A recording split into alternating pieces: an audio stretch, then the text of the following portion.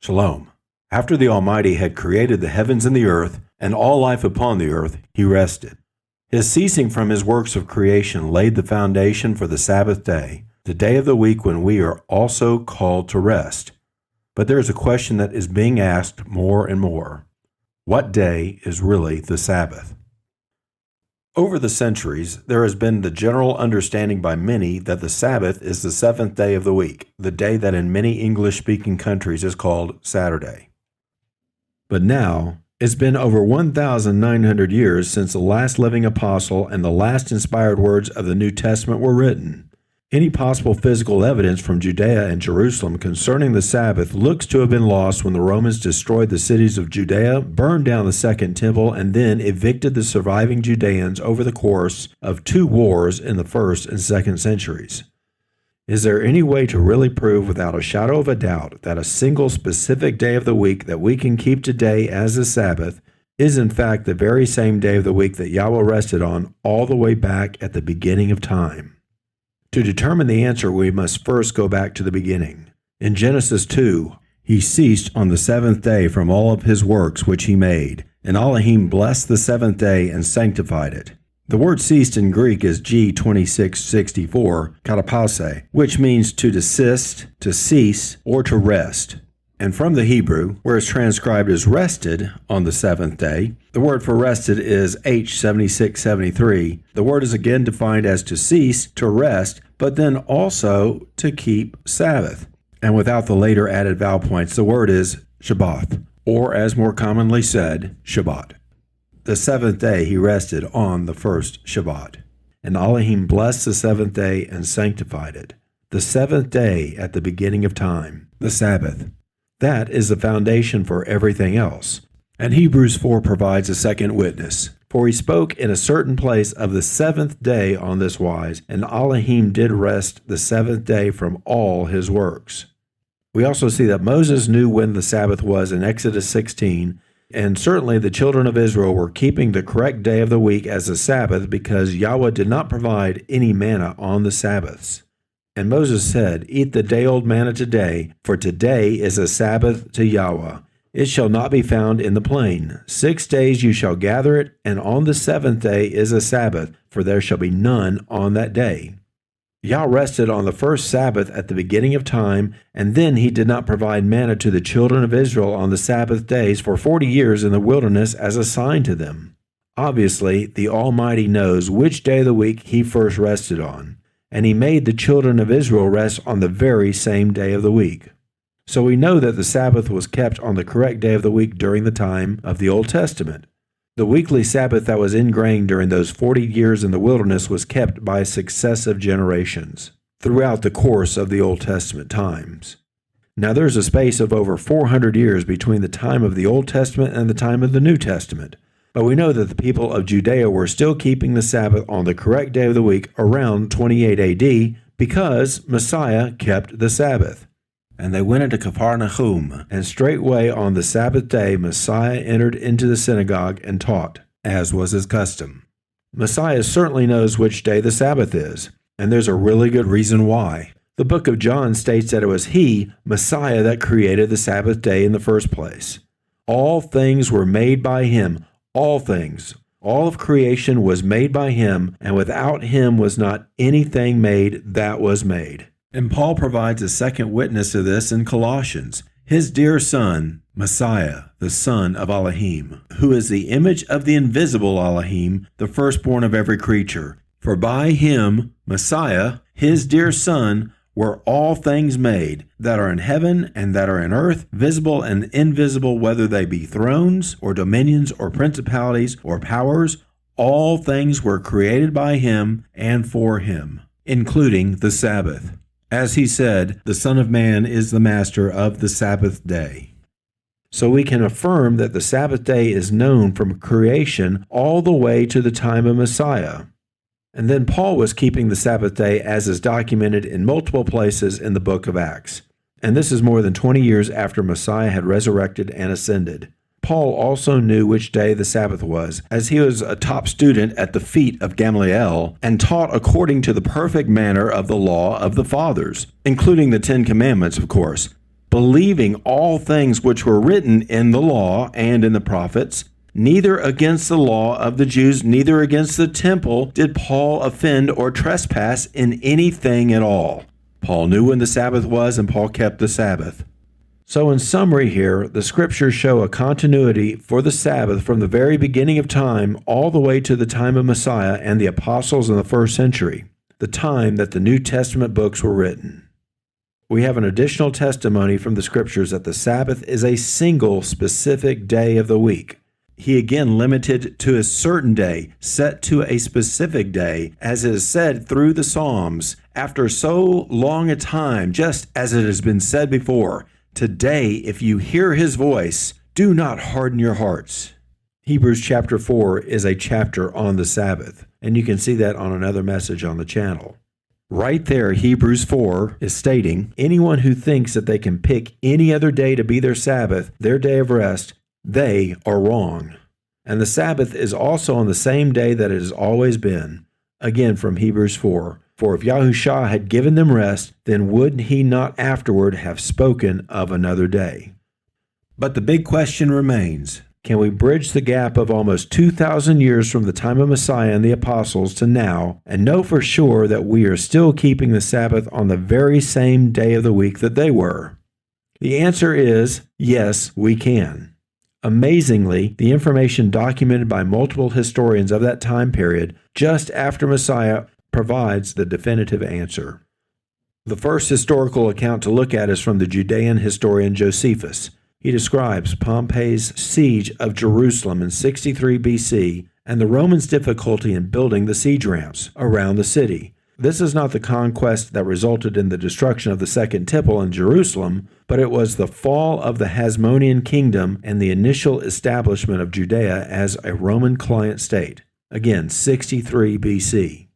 From Josephus's War of the Jews, the Romans would not have succeeded in their endeavors had not Pompey taken notice of the seventh days, on which the Jews abstained from all sorts of work on a religious account, and then Pompey raised his bank, but restrained his soldiers from fighting on those days, for the Jews only acted defensively on the Sabbath days.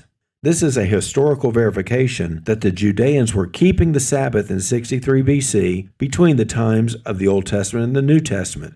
But equally as important here, Josephus also points out that the Romans exploited the Sabbath rest of the Judeans to defeat them. A second historical witness about this comes from the Roman historian Plutarch.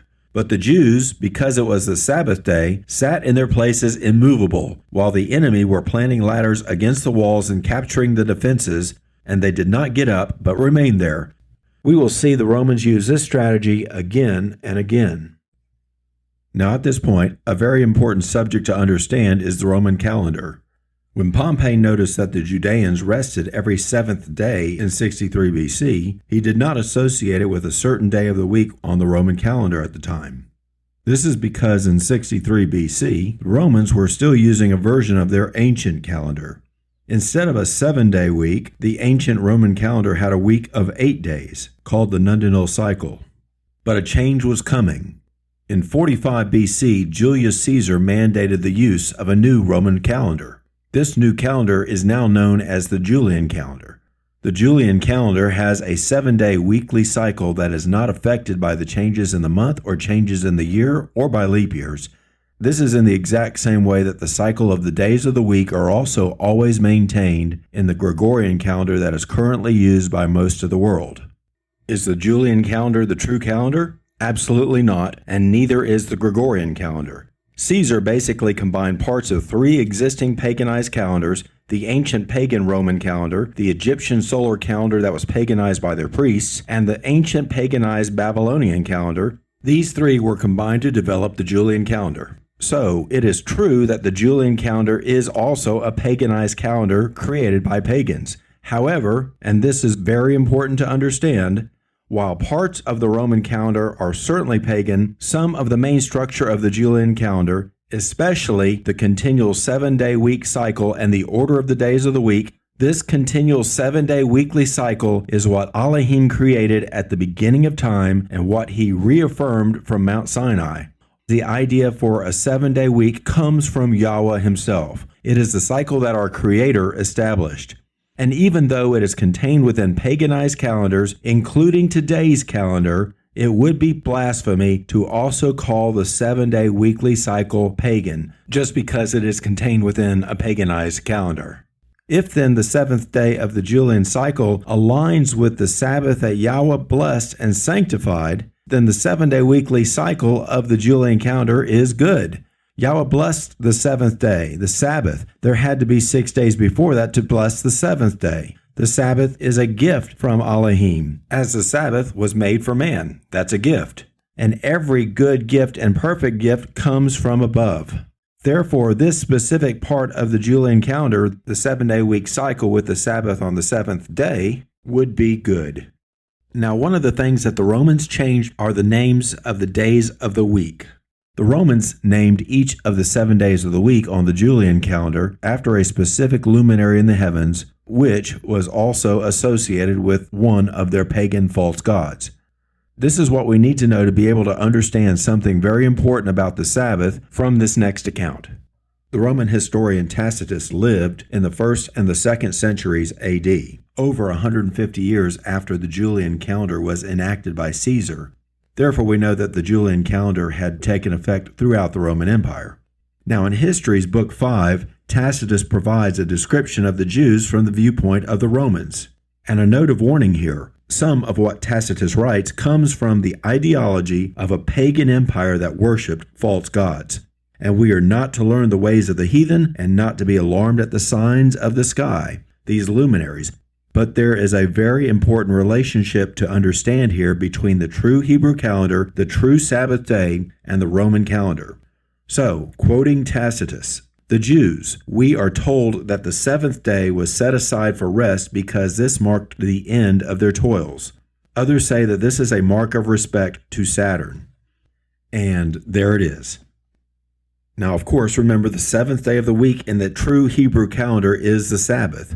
And looking again at the names of the week on the Julian calendar, the 7th day of the week on the Julian calendar, as named by the Romans after the luminaries and their false gods, is named Dies Saturni, which is translated to English as Saturn Day, literally, or now translated as Saturday. So Tacitus is telling us over 1900 years ago that the true Hebrew Sabbath is on the same day of the week that the Julian calendar's 7th day is, the official mandated calendar of the Roman Empire. Dies Saturni, Saturn Day, Saturday, is the same day as the Hebrew Sabbath. The importance here of what Tacitus wrote cannot be overstated. It documents a direct link between the Hebrew Sabbath, the Hebrew 7th day, and the Julian calendar's 7th day of the week. The next historical account is from Roman author Frontinus. He documented the strategy that Vespasian used in the First Jewish-Roman War to attack and defeat most of the Judean forces and cities, notably excluding Jerusalem, from 67 AD to 69 AD until Vespasian left for Rome to be emperor. Reading from the English translation of the stratagems, Vespasian Augustus attacked the Jews on their Sabbath, a day on which it is not lawful for them to do any business, and so defeated them. We can see from the English translation that the Judeans were still keeping the Sabbath between 67 and 69 AD. This is right about 40 years after Messiah's resurrection and ascension. But the really important piece of information here is hidden unless you look at the original Latin of the stratagems. It says in Latin there, Augustus Vespasianus Judaeos Saturni Dii. The original Latin there is telling us that the Judeans were resting on Saturni Dii, the Romans' Saturn Day, or Saturday. This is a second historical witness, a verification of the true weekly Sabbath that is also on the 7th day of the Julian calendar, now called Saturday. A verification which, again, is about 40 years after Messiah and verified on the Julian calendar, which had been in use by the Roman Empire by that point over 100 years. And here is another witness from Roman historian Cassius Dio from his work, Roman History, documenting the day that Jerusalem was destroyed in 70 AD by the Roman forces led by future Emperor Titus. Cassius Dio writes, Thus was Jerusalem destroyed on the very day of Saturn, the day which even now the Jews reverence most. This copy of Roman history is in Greek with an English translation. Saturn Day in Greek is chronohemera.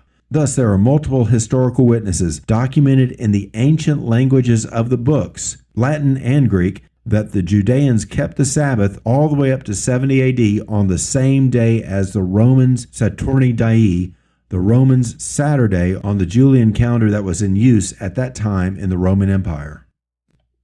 And the Julian calendar did not die when the Roman Empire fell in 476 AD. It was used by the Eastern Roman Empire governed from Constantinople and also the Holy Roman Empire. And the Julian calendar was also used by the countries that arose after the fall of Rome, the Western Roman Empire. The other important thing to remember about the Julian calendar is that the 7-day weekly cycle was a permanent fixture of the calendar and was not ever altered or affected, never interrupted by a changeover to the next month or the next year, just in the same manner as today's calendar. So as long as the Julian calendar was in use, all the way to 1582 AD and even later, the true Sabbath day was always known, and always the same as the 7th day of the week on the Julian calendar. So knowing this, you would think that all we have to do is to look at a Julian calendar website today and see which day of the week is the 7th day to know when the true Sabbath day is. But it's not that easy. Most every internet website that shows a Julian calendar either displays it in a tabular form or with seemingly complex conversion formulas that cannot be easily correlated to the calendar that we are on today. And other sites that purport to show the Julian calendar in our standard monthly format are actually just wrong. And of course, we should all know the reason why there is so much confusion concerning what the internet shows the Julian calendar to be. So why did the Western world stop using the Julian calendar?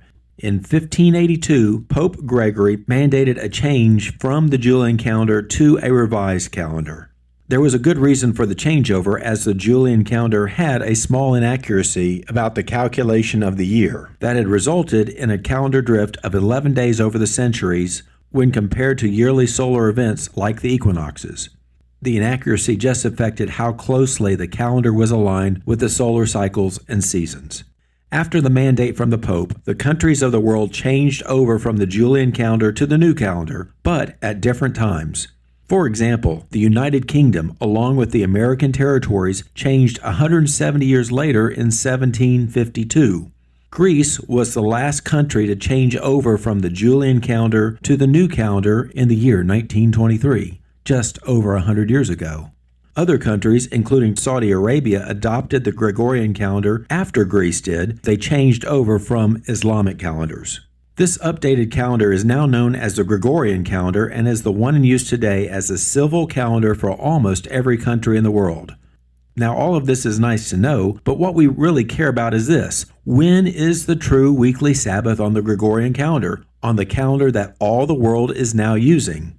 We know that the Sabbath is on the 7th day, the Saturday of the Julian calendar, but what happened to the days of the week when the countries changed over from the Julian calendar to the Gregorian calendar? The summary is, nothing changed. The days of the week were not affected at all when any country changed over from the Julian calendar to the Gregorian calendar. For example, this is what the month of October looked like in the year 1582 in Rome when the calendar changed there. The month started on the Julian calendar until the 4th of October, which was a Thursday, and then changed over to the Gregorian calendar on the very next day, which was a Friday. 10 days of that month of October were removed to realign the calendar with the observed solar year. So that very next day, that Friday, was not the 5th, but it was the 15th on the new Gregorian calendar. The month of October was greatly affected that year. It only had 21 days. But notice, the cycle of the days of the week are not affected at all by the changeover. The same thing happened in 1752 when the UK and America changed from the old Julian to the Gregorian calendar. September 2nd was on a Wednesday that year and was the last day of the Julian calendar in the American territories. And Thursday, the next day, was the 14th on the Gregorian calendar. Days of that month were removed to realign the calendar with the observed solar events. Here also, the month was changed but the weekly cycle was again not affected at all. Thus, we can know for sure that the seventh day of the week on the Julian calendar is the exact same day as the seventh day of the week on the calendar that the whole world now uses, the Gregorian calendar. The seventh day is still Saturday, which, as we saw documented by the ancient historians, is the same day of the week as the true Sabbath. And here is even more evidence. Most of those European countries that arose from the ashes of the Roman empires named the seventh day of the week after the Sabbath. Spain and Portugal named it Sabato. That is Spanish and Portuguese for Sabbath. In Italy, it is Sabato, again, the Sabbath. In Greece, it's Savato, still named after the Sabbath, but the sound of the Greek letter beta had changed over time from B to V. In Germanic countries, including Austria and Switzerland, the seventh day is Samstag, which comes from the Old High German Samstag, which means the Sabbath day. In Russia, it's Subota, which again in Russian means the Sabbath. In other parts of the world that were influenced by the European countries during the imperial times, like Brazil and the Philippines and the Congo, all inherited the name of the Sabbath for the seventh day from the European country that influenced them. Even in Arabic, the seventh day is as-Sabd, which shares its Semitic root with the Hebrew word Shabbath, meaning to rest or to cease. But the United Kingdom and America? Well, their influence came directly from the Roman Empire, the Hindu religion, and ancient Babylon. Those three pagan entities named the seventh day after the wandering star of Saturn. Not exactly the type of company that you'd want to keep. But the UK and America also use that planetary pagan relationship for the name of the seventh day. You now have the truth from the scriptures and the historians, and they all agree. The true Sabbath day of Yahweh on today's calendar is the seventh day, Saturday or Sabato, or whatever day it is named across the world after the Sabbath. Now we were warned in ancient times from the scriptures that we would indeed lose the Sabbath day. And all the children of Israel will forget the Sabbaths, and they will go wrong as to all the order of the years. And this prophecy was not fulfilled during the time of the Old Testament and the New Testament. Therefore, indeed, it has been fulfilled after Rome scattered the Judeans off the land and destroyed Jerusalem. And so now to address all of the deceptions out there, because Satan is the god of this current world and he is a liar, and he continually attacks all of the things that Yahweh has blessed, including his Sabbath. Remember, if it is not the truth, and we just saw the truth from the scriptures and multiple witnesses from ancient history, then anything else is a lie. So now that we know the truth of the Sabbath day, what does the world say? One deception is that in some countries, the calendars that are being produced now are being shifted to show that the seventh day of the week is what is called Sunday, which has always been and always will be the first day of the week. That is a recent change meant to deceive, and it is a lie. Don't let them fool you with that cheap sleight of hand trick from the world. Then there are the deceptions from religion, trusted by millions and millions, but nevertheless are also lies introduced by wolves to scatter the sheep. Some religious authorities say that the Sabbath is now the first day of the week, Sunday. Still others say that it's on different days in the week, depending on what month it is. Some say that no one can know for sure now which day it is. And even others say that it can be whatever day of the week that you want it to be, or that it's not even really a day of the week anymore. But that's really a much different issue. As you can see, all of these different conflicting statements could be a source of great confusion for those that want to remain faithful in all ways to Him. And Elohim is not the author of this confusion either. But through this confusion and these lies, Satan has indeed deceived pretty much the whole world. But make no mistake, the ordinances that Yahweh establishes by His word are never broken. The 7-day weekly cycle that He spoke into existence and created in the beginning of Genesis is never interrupted. Remember the Sabbath day to keep it set apart. 6 days you shall labor and shall perform all your work. But on the 7th day is the Sabbath of Yahweh Elohim. On it you shall do no work. The pattern is this: 6 days work, the seventh day is the Sabbath. 6 days work, the seventh day is the Sabbath. Repeat the cycle just as he spoke it. Do not add to the word that he has spoken, and do not take away from it. He did not say to keep the Sabbath on the first day. He did not say to work 6 days until the next Sabbath, except for between 1 month to the next, when you only work 1 day or so until the next Sabbath, which is what the so-called Creator's calendar tells people to do. And that is adding to the word that he spoke, just like the Pharisees did in the days of old. Do not add to his word. Do not change it. The Sabbath, the 7-day week, are shadows of good things to come, of his plan of salvation. The 7-day weekly cycle is never broken and never altered, and the days of the week are never skipped. So the shadow picture of his salvation is always the same, just as he changes not. And another related deception. Notice again an important detail in all of the historical accounts concerning the Sabbath. Each and every time the historians specifically state that the Sabbath is the seventh day. Both the seventh day that the Judeans kept and also the seventh day of the Julian calendar that the Romans kept. Not one time did any of those historians state that the day of rest that the Judeans kept started on the Romans' 6th day at sunset, the 6th day of the Julian calendar, which was their day of Venus. Not one time.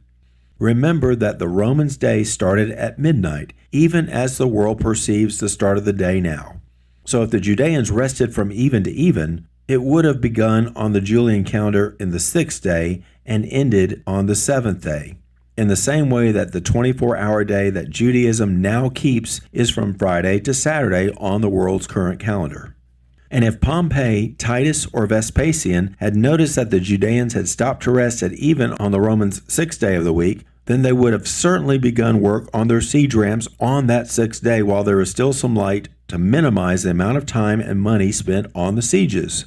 The Romans were ruthless, but efficient, and that observation of the Judeans would have been recorded accordingly. But it wasn't ever stated to be that way. The Judeans' day of rest was always just on the 7th day of the Julian calendar. To put it bluntly, any calendar showing that the Sabbath day starts at sunset or even is false. And this false doctrine comes from the sons of the Pharisees and has been continued even unto this day by the rabbis of Judaism, of which many in Messianic Torah, Hebrew roots, and Seventh-day Advent assemblies, among others, continue to blindly trust.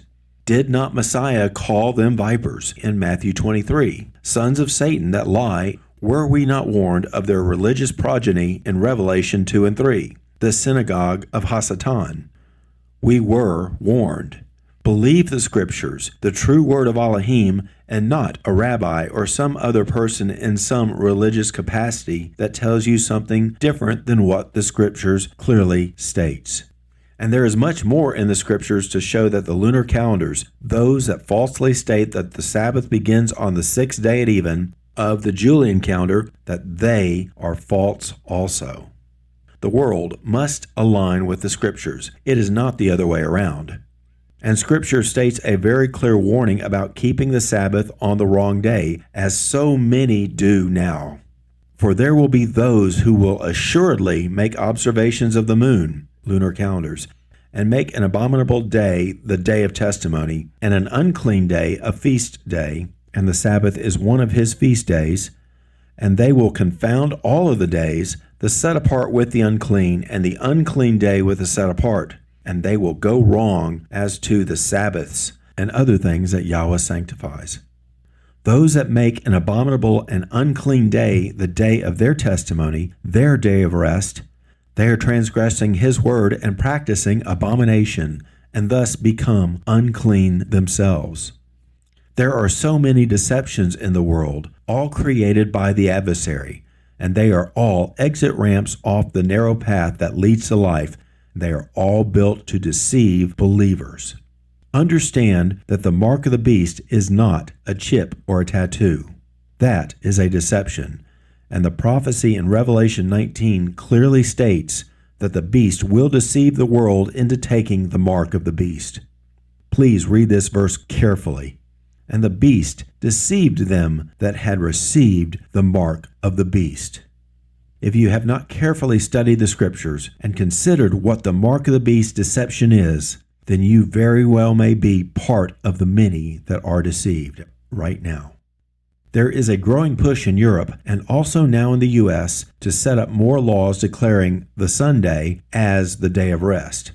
It is part of the political agenda to make this happen, being brought into reality by the small group of puppet masters and power brokers of the world that are hidden by the shadows, the dark powers that we are to fight against. The beast is ever pushing harder to change laws and times. The mark of the beast is not physical, it is spiritual. The Almighty is certainly concerned with your body, his current earthly temple, but he cares most about your heart, your soul. Do you really love him and keep his commandments? The mark is spiritual. Those that take the mark in the right hand say that they have to do it to feed their family, that they have to work on the Sabbath to keep their job. Those that take the mark in their forehead actually believe that they are doing the right thing, resting on the Sunday like their pastors and priests, those wolves in sheep's clothes, have told them to do. The Scriptures state that Yahweh blesses those that keep his Sabbath that he blessed and sanctified, and it is a transgression to keep and rest on any of the other 6 workdays. You cannot drink from the cup of Yahweh and the cup of devils. You cannot be partakers of Yahweh's table and of the table of devils. It's either the marks of the Most High or the mark of the beast. There is no gray area. Everyone makes their choice, and everyone receives a mark, his mark or Hasatan's mark, one or the other. Those that are blessed drink from the cup of Yahweh and partake of his table and receive eternal life. Blessed is the man or woman that keeps the Sabbaths from profaning them. Blessed are they that do his commandments, that they may have right to the tree of life, and may enter in through the gates into the city, the eternal New Jerusalem. But those that make an abominable and unclean day the day of their testimony, their day of rest, the day they keep, they practice abomination and thus become unclean themselves. For every transgressor is unclean before Yahweh, neither does he sit among the righteous. Messiah states that the righteous will celebrate with Messiah in his Father's kingdom. But nothing unclean, and no one who practices abomination shall ever come into it, the kingdom of heaven, the New Jerusalem, the paradise of eternal life. Do not submit to the mark of authority of the beast system, Sunday, or any of the other 6 workdays of the week for that matter. There is only one narrow path of truth that leads to life, and there is only one day a week to keep for him, for rest, the 7th day, the true Sabbath day. This mark of the Most High, a sign, a miracle, instructed and spoken by Yahweh himself. Yahweh spoke to Moses, saying, "Also charge the children of Israel, saying, Take heed and keep my Sabbaths, for they are a sign with me and among you throughout your generations, that you may know that I am Yahweh that sanctifies you." And sign in Greek is G4592, and in Thayer's Greek lexicon, all the way from ancient Attic Greek as far back as Herodotus, it is defined as a sign, a token, and also a mark. Keeping the Sabbath day is taking the mark of the Most High. And Yahweh states again, it is a perpetual covenant with me and the children of Israel. It is a perpetual sign, a perpetual mark with me. For in 6 days Yahweh made the heaven and the earth, and on the 7th day he ceased and rested. And the indisputable conclusion when understanding the truth of the Scriptures as it all fits together, along with seeing multiple ancient historical accounts from many different sources that all align with the truth of the Scriptures, and following that trail of evidence all the way to today, the truth is that the day of the week that in different countries and different languages is named Sabbato and Samstag and Samedi and Savato and Sabota, and the day of the week that the English world instead calls Saturday, this day across the entire world is also without any doubt the very same day of the week that Yahweh blessed and sanctified, Shabbat, the Sabbath day.